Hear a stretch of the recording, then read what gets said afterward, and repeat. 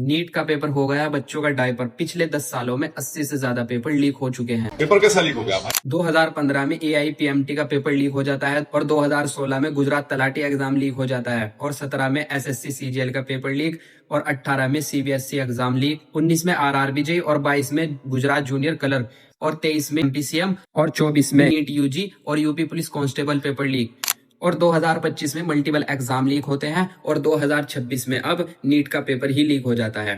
Paper leak उद्योग चल रहा है, पेपर लीक उद्योग। पेपर लीक करके बच्चों के भविष्य से ऐसे खेल रहे हैं जैसे IPL चल रहा हो।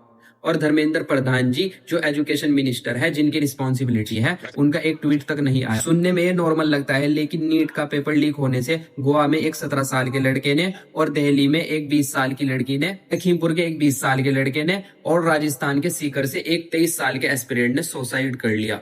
लेकिन क्या ये सच में एक सुसाइड है या मर्डर? और इन सब की जानों का रिस्पॉन्सिबल कौन है? सर पेपर लीक पे क्या बोल रहे हैं? सर पेपर लीक पे सर CBI इंक्वायरी की। और कितनी आसानी से ये लोग कह देते हैं कि पढ़ने वाला बच्चा है, उसे दोबारा एग्जाम देने में क्या दिक्कत है। और अगर इनको कह दो कि EVM में गड़बड़ हुई है, वोट दोबारा होंगे, तो इनकी तशरीफ गुस्से से लाल हो जाएगी। और जितनी चेकिंग ये पेपर के दिन बच्चों की करते हैं, अगर सिक्योरिटी सिस्टम की करे तो शायद ये नौबत ना आए। और सवाल ये नहीं कि पेपर लीक कैसे हुआ, सवाल ये है कि इतनी बार पेपर लीक होने के बाद भी सिस्टम बदला क्यों नहीं। जो लीक करता है उसका इनकाउंटर कर दिया जाए, यहाँ पर खत्म कहानी। और शायद पेपर लीक होने के फायदे हमें धुरंधर 3 में देखने को मिलेंगे।